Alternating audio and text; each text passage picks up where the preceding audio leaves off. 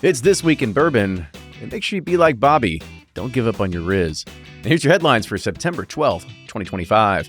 Heaven Hill officially opens its doors to the new Heaven Hill Springs Distillery. Joseph A. Magnus has announced the return of its Private Cask Program, and Freddie Noe announces the launch of Booker's The Reserve 2025. But before we get started, here's a quick word from our partners. Hey everybody, welcome back. It is This Week in Bourbon. It's a fresh, brand new look to This Week in Bourbon if you're joining us on YouTube as well. Got this glorious sun, gives us a great aura around us. Yes. Makes my skin look blush, or not blush. I don't know. It's something. I know. I'm radiating today. You just look overweight. No, I'm just kidding. Did you get stung by a bee? No, I'm just kidding. No, it was that brisket tater I had at Bourbon Fest. Is that what it was? Yeah. I didn't eat all day, and then, there's food trucks out there, and I go, and they're like, oh, yeah, you're like, I'll just take whatever you got. They're pretty much sold out. And I was like, just give me one. And they're like, well, we got brisket taters. And I was like, sure, just give it to me. And it was about as good as you could imagine. Yeah, the first day I had pork fries, which just basically it's loaded fries with pulled pork on top. And then the next day I had, I forget, it was it was a chopped cheeseburger sandwich. So essentially it was a cheeseburger. They chopped it up and then they put it in a hoagie bun. I don't know. It was okay. That's okay. Yeah, I'm not mad about it. Yeah. It was all right. So anyway, our opening was about Riz, and there's really not much to kind of show in a video, but I'll do a quick one. So anyway, there's this huge trend going around. It's this guy. I guess maybe that was in my head. It's easy. I was an overweight child. He's an overweight child, and so basically he's going around to all the hot girls in his school and asking them to go out on a date or to do anything, and they just keep turning him down. And so that's pretty much what it is. You ready? I heard the Huz love an intelligent man. Huz, can you come to my house and let's do some homework? No, Bobby. On my man brownies? No. All right, come back for day 8. I heard the Huz. So he's basically just going every single day asking every hot girl in the school. Good for him. Yeah. Yeah. It's like Thurman Merman from... it very much is. From Bad Santa. Yeah. Yeah. But good for him, just trying to have some fun with it and everything like that too. I love that. All right. And his name's Riz? No. I don't know what his name was. Oh. No, you know what Riz is, right? Riz is the new slang for game. Oh, I thought slang for risotto or something. Oh my God. I'm so out of touch. His name's Bobby. But no, you should ask your kids. Actually, you should do this. You should go to your children and be like, I'm about to Riz up your mom. And they'll be like, oh my God, will you please stop it? That sounds like something else. Well, that's what you think, but you gotta get with the times here, Cecil. I'm like, Harlow Rowan, y'all ready to get rizzed up? No, you don't Riz your children. Oh, I don't know. All right, let's move on. Do you speak game to your children? Game? Okay, do we have to go back to in college when you would go talk to ladies and you had game? Clearly, I had none. It's starting to show. Yes. Oh man, it's like the cracks are just opening up very, very wide here too. Yes, it's a miracle I'm married. At this point, I'm not surprised. Yep.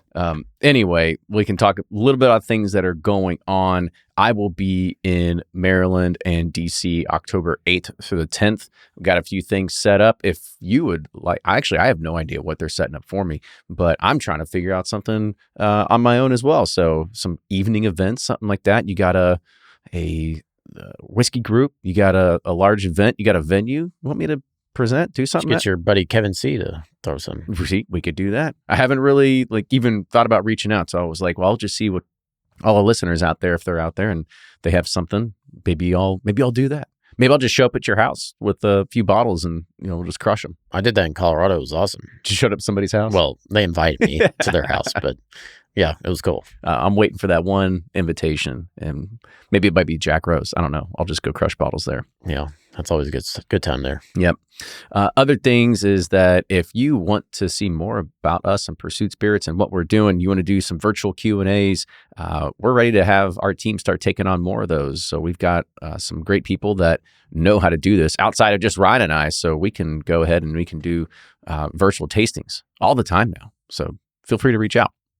We supply VR goggles. So that was actually a really good idea. Whatever happened to I know the winery that was gonna you'd sit with the master winemaker. Remember we read about. Well, yeah, it was the Google VR or the Meta. The Meta ones. Was it Meta VR or was it? I think it was Meta. Was it Meta VR? Anyway, it was, no, it's Apple VR. Oh. Yeah. Maybe they had the Apple, I don't know what they're calling, or the Apple. No, it's not even VR. It was just their Apple glasses. It's whatever. Anyway, we'll see what the next generation of that's going to be. We haven't really talked about that in a while. At Bourbon Festival, I saw like probably 100 pairs of the Meta glasses. The Ray-Bans. Yeah. Those are pretty sweet, though. Yeah. You really want one now, don't you? I guess, but I don't need glasses, but I guess I can get sunglasses. You would look like... what's that guy from? I look like Theodore from. Is that the one with the glasses on Alvin and the Chipmunks? Yeah, you'd probably look like that. I was going to give you whatever that the kid with the glasses on the Sandlot. Oh, gosh, what's his name? Yeah, the guy that not Spanx. Squints. Squints. Yes, it's a good thing we got best character ever. Good thing we got Google right here next to me. So, have you seen speaking of Squints? And I know I'm distracting. This is very distracting. Have you seen the Hardee's commercial where they recreated the pool scene in Sandlot? No, I have not. Oh, where the lifeguard's like eating a Hardee's cheeseburger, and like the kid goes fakes drowning, and then like she puts her cheeseburger down, hasn't eaten it, dives in, gets the kid out. She's like about to give him like CPR, and he grabs the cheeseburger and eats it. It was hilarious because that's a great scene. Oh, Wendy Peppercorn. That's right. That was really solid there. Yep. All right. You have any announcements? I think I'm just coming off Bourbon Fest. I don't want to talk about bourbon. You want to talk about bourbon? We've done nothing but talk about bourbon for 4 days straight. But I do want to say shout out to the team over at KBF. They did a fantastic job putting it all together. If you want to hear our wrap up of it, we did it on this week for Behind the Pursuit. So if you want to hear all of our thoughts on what we thought went well, who we think the bells of the ball were, which we unfortunately were not at the top of the list. But we did pretty well, but you can hear what we thought on this. I talked to some people. I won't say some names, but we did pretty well. Good. There's just a few that outdid us. So, I mean, obviously the major players. Yeah, everybody across the other side of the street. Yeah. When you're clearing 6 figures before noon every day. Yeah. That's one thing to be able to do. Well, before we dive into this first one, which is going to be kind of good news, what are we drinking on right here? Gosh, it's a pumpkin spice espresso martini. And did you ever think you'd hear yourself say those words? No, that's definitely didn't think that'd be in my vocabulary. Kind of like Riz, but my God, it's freaking good. Yeah, because our Jordan, our great bartender, mixologist, whatever you want to. He's so talented, but he's working on his fall menu, and he's like, "Y'all want to try this?" And we're like, "Of course!" And my God, this makes me a fan of pumpkin spice latte. No, it is good. So yeah, we've got a lot of cool things happening here for Trial and Error and downtown. Stay tuned for more news on that. But yes, new fall menu refresh coming up. All right, it's been a couple minutes. You ready to get into some bourbon news here? Let's do it. This one isn't bourbon. This is about all alcohol. I don't know. Maybe it's a good thing, maybe whatever. But the Department of Health and Human Services has now withdrawn a government report that found a link between even small amounts of alcohol consumption and an increased risk of cancer and other diseases. The report was titled Alcohol Intake and Health Study, was one of 2 assessments intended to reform the new U.S. dietary guidelines. The report's authors stated that even 1 drink per day raises the risk of liver cirrhosis and even certain cancers. However, a competing report from the National Academies of Science panel, which has been criticized for having members with financial ties to the alcohol industry, concluded that moderate drinking is healthier than not drinking. Critics of the HHS's decision include the U.S. Alcohol Policy Alliance, and they accuse the department of doing the work of the alcohol industry by burying the report. Conversely, an industry-supported group, which is Science Over Bias, faulted the study for being guided by, quote, personal ideologies. The authors of the pulled report plan to submit further analysis for publication in a peer-reviewed medical journal.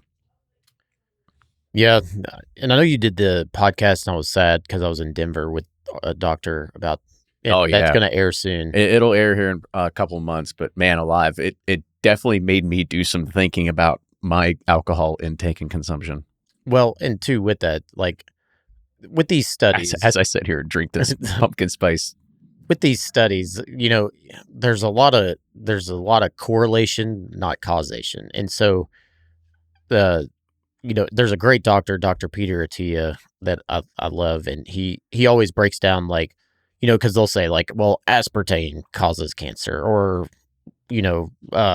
plastics or sunscreen causes it, and like they'll show, like, well, since sunscreen came out, the rise in skin cancer has increased. And it's like, well, is that correlation or causation? And and obviously I'm not a doctor. Don't take this as medical advice.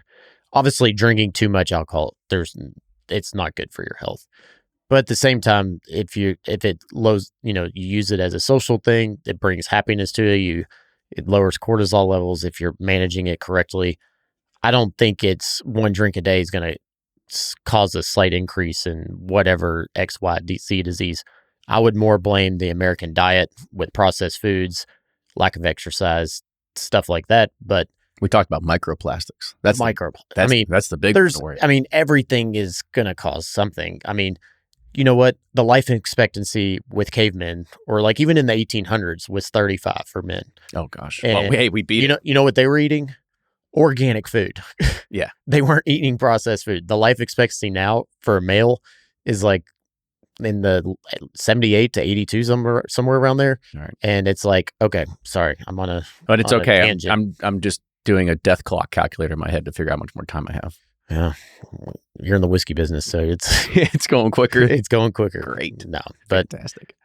Whatever. I mean, you can take these studies. I don't think, I don't know, maybe a general health ban saying or general health, guidelines saying, you should not, or any cause of or any drop of alcohol is harmful to you, but at the same time, it's the same government that said like you should eat 12 servings of carbohydrates 15 years ago. And clearly that science has been debunked, and you should eat more fat and more protein. And they said protein fat will kill you, and that's been debunked. And so I don't know. There's always money at play on both sides. And so I really don't take these things too seriously.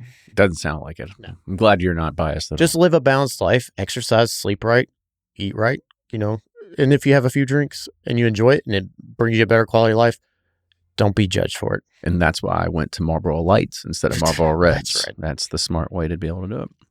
All right, let's go ahead and keep this rolling here. So Heaven Hill has commemorated the grand opening of the Heaven Hill Springs Distillery in Bardstown, marking the return of distilling to the city since 1996 for them, representing a $200 million investment.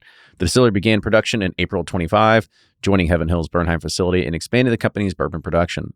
The facility began operating with initial capacity of around 150,000 barrels per year, with future scalability to around 450,000 barrels.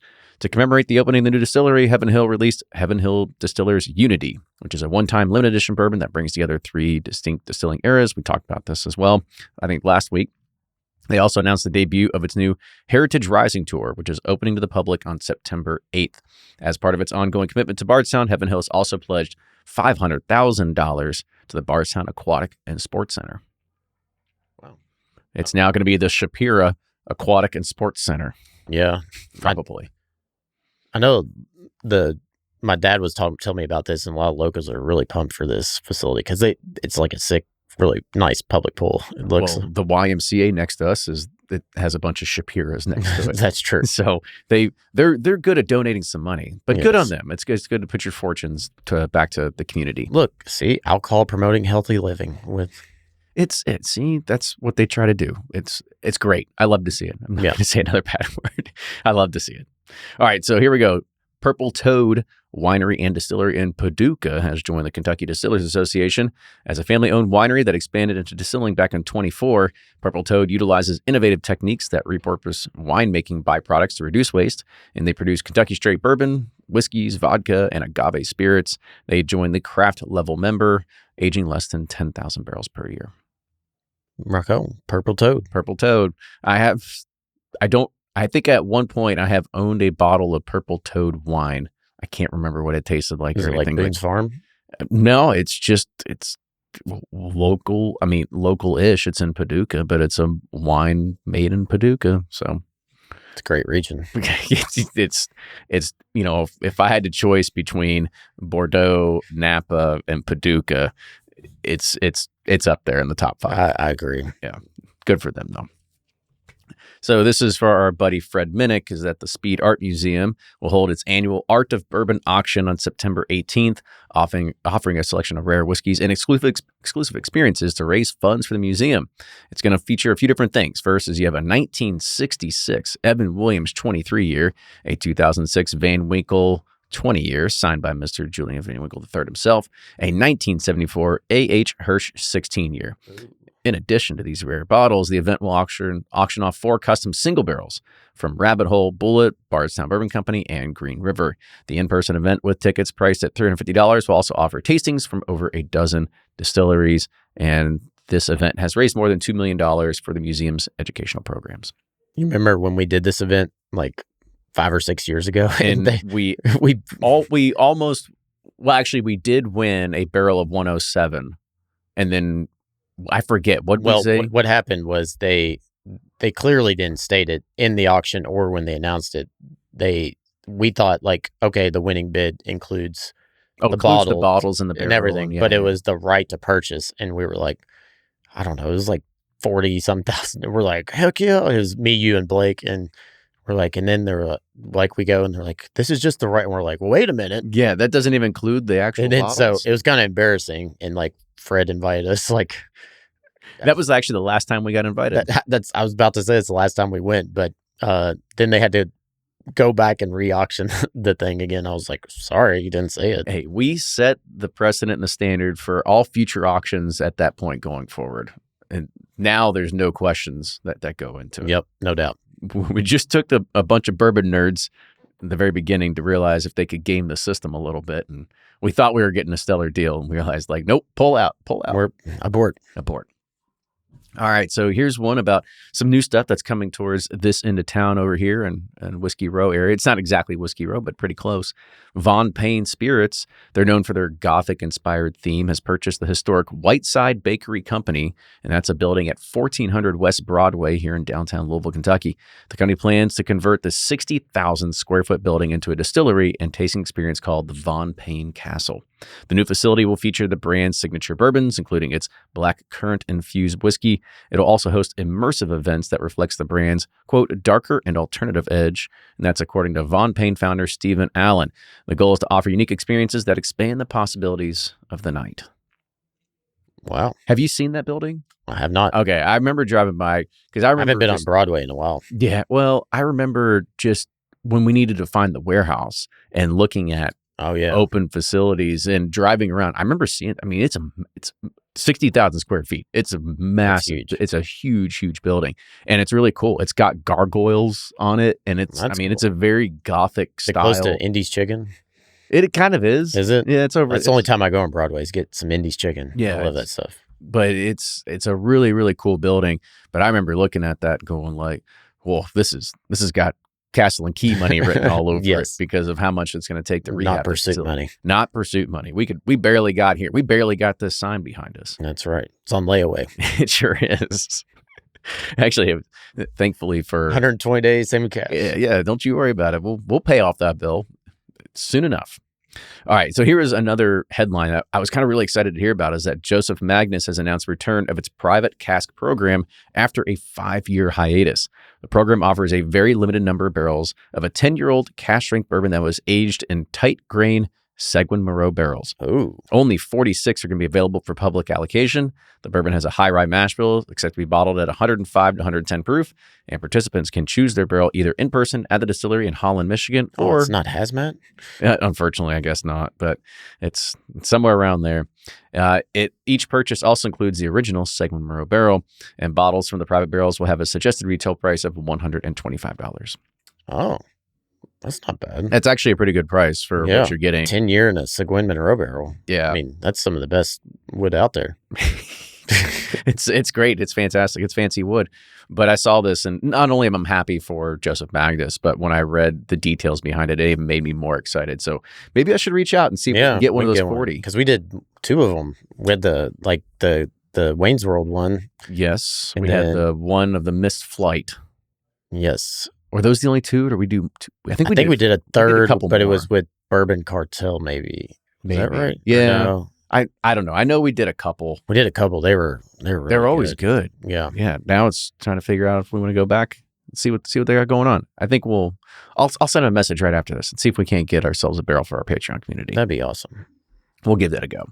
All right. And our last in the news article side is that Buffalo Trace is launching its first ever traveling tasting experience. And it's called Buffalo Trace Distillery on Tour. And this starts in October.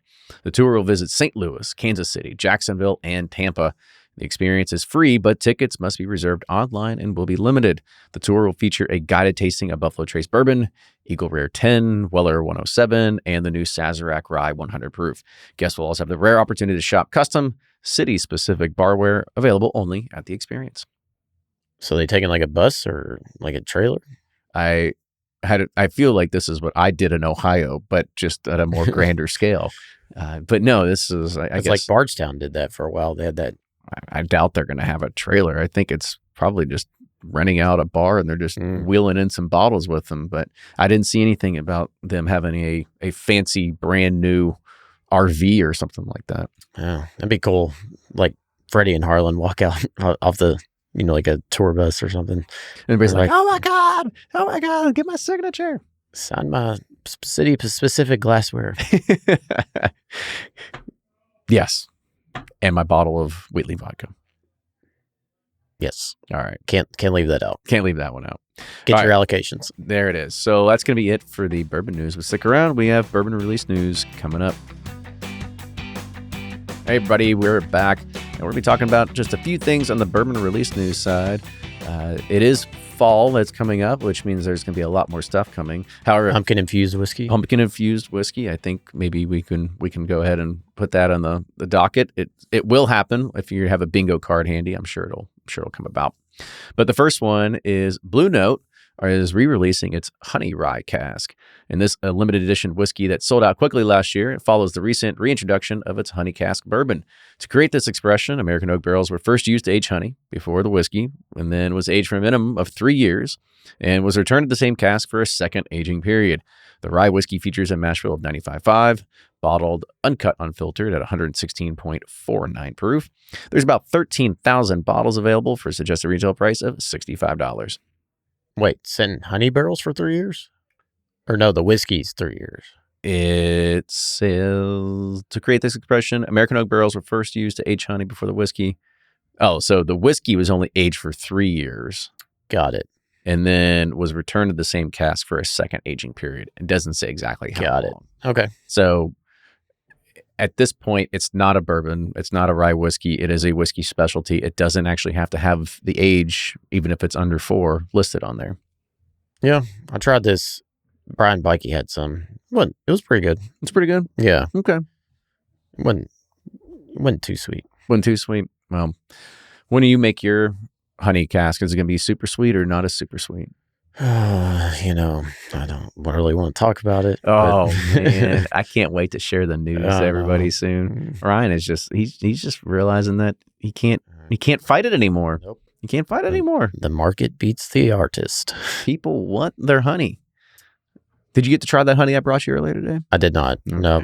I got tied up with dumping barrels, and then I had to give some barrels to another brewery that's going to do. Oh, did he come by and get it? Yeah, he came by. Good. Well, maybe he'll put some honey in it too. That's right. Honey stout. Honey stout. Why not? 15 Stars announced the launch of its newest award-winning expression called the Artisan Collection.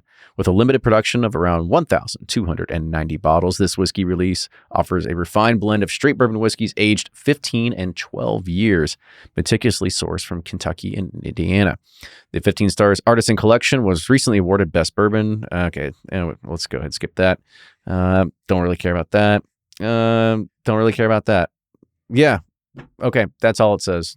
There's nothing. It was just talking about some tasting notes and whatnot and high corn content. Sure, it tastes good. Yeah, no price, no proof. So that's all I got.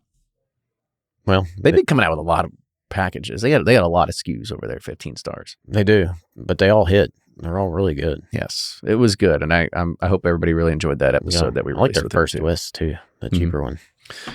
And then here's another one. So Ingram Distillery is releasing Unchartered Kentucky Wheated Bourbon. packaged in 100% recycled glass. Like all Ingram whiskeys, Unchartered is aged on the Mississippi River, which creates complexity through unique interaction between the whiskey and the oak. Bottled at 92 proof, this product is available in both 750L and 1 liter formats, suggests a retail price of $40 and $45 respectively, which I'm not even going to read the rest of it. But why would you not pay $5 and just get an extra 250 milliliters? That's a great question. I would. That's an easy. I'm waiting for that. Gosh, how am I trying to word this? I don't know. You're really struggling over here. Well, you know how Malaman Green says it went through the coldest winter in Texas territory, and then obviously the Mississippi was like at one of its highest levels this year. That a lot of rain. It really experienced the highest level of the Mississippi. To go up and down. The altitude changes are just insane. Yeah.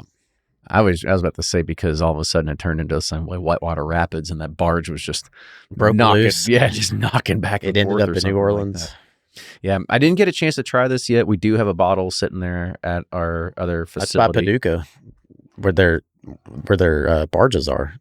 Great wine region. It's perfect. It's perfect. I see no reason why we shouldn't just go ahead and start making our own wine based out of Paducah grapes. That's right. But we do have a bottle of this. Actually, the packaging looks really cool. I did enjoy it's the kind of, I think it's the same exact bottle, but it has a white film on top, and it says Unchartered, but going vertically on it. Yeah, I did see it. And they gave us a lot of cool swag, like boating supplies and compasses. I know. A few different. Yeah, you handed me a go. Are you ever lost or something? And use this. I was like, I'm lost all the time, buddy. You go camping a lot more than I do. That's true. Like, I have no need for a legit compass. I don't go anywhere where I need a compass. So. We got our cell phone. Like, we'll figure out where we're going. If I'm lost for more than 80 seconds, I'm usually looking up Google Maps anyways. Yep. All right, so there's a new one called, actually, I don't even know if it's new or not, but New Era Whiskey. They were founded in... The hat company? I don't... Oh, yeah, they do. No, yeah, New Era does make hats. But apparently they make whiskey now, too. They're releasing its first publicly available bourbons in Kentucky retail stores, and this features 3 cask-strength single-barrel bourbons honoring Kentucky's natural landmarks. We have Nature's Crossing at Natural Bridge, which is 115 proof, Dark Wonders at Mammoth Cave, 113.8, and Magic Moonbow at Cumberland Falls, which is another 115 proof. And each bourbon is aged 8 years, with a suggested retail price of $99. Some great Kentucky landmarks there. Can you use a landmark without getting into copyright infringement? I don't know. It's a state park. I don't know. Maybe if you're based in Kentucky, you're like, I paid taxes for that. I don't know. I guess you can. I mean, I think those are national parks. Yeah, but can you trademark that versus like a city? I mean, it's like you could do like the Venice release. Could you? I think so, because you have Old Louisville and that's New Louisville. True. You could do that. Oh yeah, I forgot about Nashville Barrel Company. Okay, so cities are fair game. Yep. We don't know about national parks. I want to see like how far we can take this. Like, how specific can you get? Neighborhood street. There you go. I'm not going to say yours, and people will start figuring out where you live here. Yeah. Don't say mine either. I already got enough stalkers out there. You grow vegetables on it. On my street? Yeah. Oh, don't you dare. You're the name of it. I'm just saying the name of it. You're giving too many hints. I don't like it. I'll start dropping more things, and all of a sudden you're going to have people outside asking you to take care of their grass. All right, let's keep going here. Angel's Envy, they're launching 2 limited edition distillery releases, and the first is the 2-grain bourbon, and the second is the peated cask rye, available exclusively at their Louisville, Kentucky distillery. The 2-grain bourbon and the peated cask rye are finished in, well, actually, no, I'm sorry, the peated cask rye is not. Is it finished? I don't know. I can't tell. You're confusing me. Well, it says 2-grain bourbon, Kentucky straight bourbon whiskey, and peated cask rye, straight rye whiskey finished in Scotch barrels. Okay, so I think they're 2 separate. They're products. 2 separate. Oh, yeah, that had me really worried for a second. They're both priced at $55. The 2-grain is bottled 112 proof, made with a mash bill of 90% corn and 10% malted barley, and it's going to have almost 17,500 bottles available. The peated cask rye is a 6-year-old expression, 100 proof, finished in Scotch barrels with only 7,200 bottles available. Math adds up. Yeah, well, they're only versus bourbon. Yeah, and they're only going to have 7,000 though sitting in inventory after everybody hears this one. Not doubt it. I'm just kidding. I'm you know us. We don't like the peat. No, but I love that they're going 2 grain instead of 4 grain. Well, we should just come out 3 grain, throw people for a loop. Be like, oh, can't wait till it's 3 grain. 3 grain whiskey. Get the hell out of town. Marketing. It's at its finest there. Middberg Barrel Company is introducing something new. It's called 1787 Provenance Bourbon. It's a new whiskey brand defined by its focus on exceptional liquid, blah, blah, blah. Okay, the brand was founded by entrepreneur Vias Sundaram. Sorry if I butchered that. But also, they've got somebody else on their team. Well-known whiskey critic, serving as the principal whiskey maker. His name's also Jay West. Oh. So the company's unique approach involves West personally selecting barrels and re-aging them in rickhouses on the 121-acre Providence estate in Middleburg, Virginia. The inaugural release includes 1787 Providence Straight Bourbon Whiskey that's 7 years old, 107 proof, and $70. And they also have a 14-year bourbon, 122 proof, with an SRP of $260. Jay's got his hands in a lot. He doesn't know how to stop, man. I know. That we recorded with him, what? Last week? 2 weeks ago? 2 weeks ago, 2 weeks ago? Yeah. It'll be out in a couple months. But yeah, he's picking 2 million barrels a year. He's got 14 brands underneath the Thirsty Reddit. Yeah, he's got everybody inside of Reddit he's got to mod and take care of. He's a busy man. Yeah, he is. Well, that's awesome. It's very cool. Can't say everybody loves to come out with new stuff, so I'd love to be able to try it. We'll see what happens. So here is Heaven Hill in the news once again, is that they're releasing their 2025 edition of its grain to glass. I feel like, did we just talk about a grain to glass not too long ago? Yeah.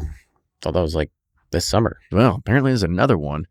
This is a straight wheated bourbon whiskey, crafted entirely from seed to bottle in Nelson County, with a small batch expression featuring a mash bill with a higher secondary grain content. So you have 35% wheat, 52% corn, 13% malted barley.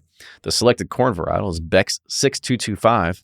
That's a great variety. I was about to say, that's my favorite of all of them. Along with the mash bill's wheat component, are grown by family-owned Peterson Farms as one of the 2 sites in Nelson County. Aged over 6 years, the whiskey is non-chill filtered, bottled at barrel proof, which is 106.6, and it has a SRP of $100. Peterson, George Peterson. Great movie. Love that. So maybe they just released like the rye or something, but I can't remember. I feel like we just did one this year. But anyway, I remember the last one that we did try was way better than the first 3 that came out. Correct. We did it with Connor. We did. Yeah. Which is right around the corner from being released. Which is great because they just timing. I know, releasing their new Heaven Hill Springs Distillery. So a lot of things happening over there. But man alive, all of these big guys, they are just coming out with release after release after release. How are we ever going to keep up? It's a good thing it keeps us in podcasting business. That's right. Plenty to talk about. Jack Daniel's, not to be left out, they're introducing their 2025 edition of its their annual Heroes Selection, which is a limited release of single barrel proof Tennessee whiskey selected by Heroes for Heroes. This year's expression was chosen by U.S. Army veteran twin brothers and longtime Jack Daniel's employees J.B. and L.B. McGowan, and is now exclusively available at U.S. military outlets. These particulars are offered between proof points between 125 and 140. The bottle is packaged in a collectible gift box and adorned with a medallion embodying the Jack Daniel's longstanding connection to the military community. The annual Heroes Selection release is part of Jack Daniel's ongoing commitment to those who serve in the Jack Daniel's Operation Ride Home campaign. These are going to be in 750 ml bottles with a suggested retail price of $70. Very cool. And it says there will be some at the gift shop. You got to go to Lynchburg. You got to go to Lynchburg. I feel really bad. So we're in Bourbon Media, right? We get invited to a lot of things. I think we've got invited in the past month at least 2 different times to go down to Lynchburg and do media events. And I'm just like, I can't. I just can't. I always told myself that once I could make bourbon full time, like, I'll be able to go and do these media events. Sure, I'll hop on a plane that you're going to charter for me and I'll go to New York or wherever it is. And now I'm like, I can't go. Yeah. We're too damn busy. Too damn busy. Well, You would have to charter a plane to Lynchburg for it to be convenient. Yeah, exactly.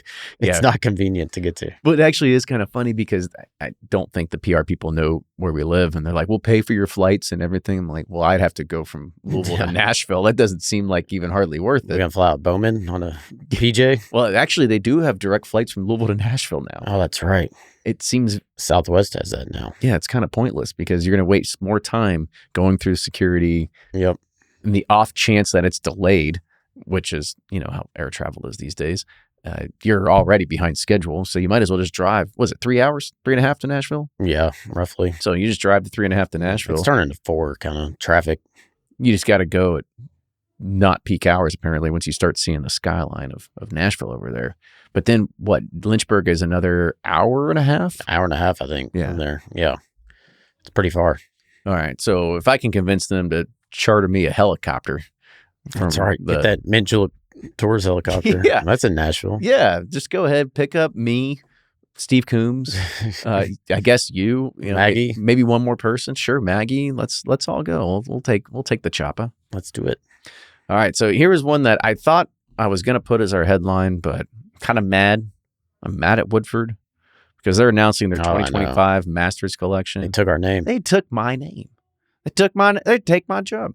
Sweet Oak Bourbon. That's what they're coming out with. And this is aged in rare Chinkapin oak barrels. This whiskey draws bold flavor. Sweet Oak Bourbon marks the 21st release in the Woodford Reserve's Master Collection, continuing the brand's exploration of American oak innovation and intricate ways of wood influences the whiskey. Bottled at 110.4 proof, this release has an SRP of $180 for a 700 ml bottle, and it's going to have limited quantities. And I hope you don't get it because they stole my name. I'm just kidding. I actually do want to try it to see if they did me justice. If they delivered Sweet Oak. I'm sure it'll be fine. And I'm not mad about it at all, to be honest with you. I am. It would have, because we have some releases I wanted to call Sweet Oak. We should have. Is it trademarked? I mean, can you? Guess not. At this point, we're going to get a cease and desist if we do it. So we just got to come up with There's no way something. you can trademark Sweet Oak. I'm sure you can. Don't make me look it up. Let's try it. Well, it's not maybe even trademark. It could just be like copyright. It's like you use something first, and can somebody use it again? I don't know. We'll call Brian. We'll call our lawyer. We're gonna get our lawyers on this one, Jack. That's right. Foreman. I'm just kidding, but who knows? Let's let them have their moment in the sun, and then we'll just come out with Sweet Oak Bourbon in a year, and then nobody will remember it. Yeah, maybe we'll get lucky and not get a cease and desist. Actually, I don't care. I don't want to get seasons. I want to keep getting invited back to the winners at the Derby. I want to keep going back to Derby every single year. So let's. Then you can have your Sweet Oak. Yeah. Right. Or that, or maybe I should countersue because we were calling it first, and then it becomes Brown Coleman Foreman, and then all of a sudden, we're back in business, baby. So I'm dead.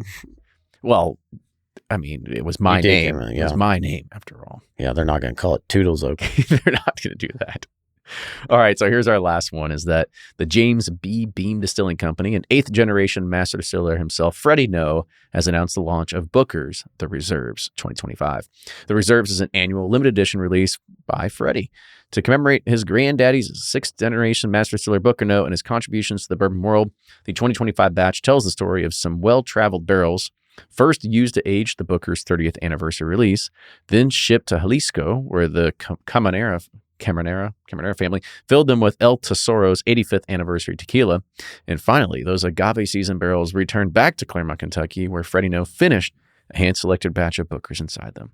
This is the very first time across the entire Beam portfolio that the product is finished in tequila barrels, and the Booker's Reserve 2025 is to be available with an SRP of $130. I feel like we talked about this one a while ago. We did, but I think that's when the labels were filed for TWiB or something. But yeah, now it's finally coming out. I will say El Tesoro is a tequila I can tolerate. I like your hate for it. I actually really enjoyed El Tesoro tequila when I had my tequila phase for about a week and a half. That's right. But I do think. I know a lot of people online were like, why would you put in your tequila? Just do straight Kentucky bourbon, high age Bookers. But I am excited about this one because we've messed around with tequila finishes and I really like it. I just think from a perception People be like, it doesn't do well. Whiskey. Yeah, competing flavors. Because Sagamore had a tequila finish, and I thought it was spectacular, but they said it was like one of their hardest selling releases ever. So, anyways, I mean, I am excited about this. Oh, that's good. I know that matters to no one. I know. I've seen a review already, and somebody said I didn't want to like it, but I liked it. Yeah, and that's just kind Freddie of knows what he's doing. Kind of goes with it. It's just funny. There is a tequila bourbon battle when it comes down to it, but who knows? There might be a happy marriage between it after all. That's right. All right, that's it. They can Riz together. That's not the proper use. Yeah, I'm glad you brought it back up because no, it's not. Okay, it's not. But that is going to do it for this week in bourbon. We did it. We did it. We'll have to see what kind of Happy Bourbon Beyond week. That too. I was going to say what kind of Gen Z slang term that you're going to flop on next week. But yeah, we've got a big weekend ahead of us. I guess if you're going to be at Bourbon Beyond, you're listening to this. I was already there last night for Thursday night. I'll be on stage again on Friday, and then I'll also be again on stage on Saturday. I only got invited once. Well, I guess it's at Sweet Oak. Yeah, it's the Sweet Oak. Let's see. So we are going to be on the 4 o'clock, or is it 4:15? So the 4:15 panel at Bourbon and Beyond called Buzzed About Bourbon. Is that Friday? That is on Friday. And then on Saturday, I am going to be on another panel at 1:45 to 2:20 p.m. talking about whiskey royalty, the legends that live on. I am not considered the whiskey royalty. I'm the moderator. So it's going to be me, Preston Van Winkle, Bruce. So you're kissing the rings. Freddie, Trey, and Fred as well. So yep. Yeah, it'll be. I get to be the one. I'm going to call myself a headliner here, but I get to be the one to kind of moderate. And you're opening up for Sturgill, right? It's something like that. Yeah. I have no idea. I haven't looked at all the lineups, but I will hopefully see some of you there in the crowd at Bourbon and Beyond. If you do see me, please come say hi, as well as Ryan as well. Love to be able to meet our listeners out there. Yes. So with that, cheers, everybody. We'll see you next time. Toodles.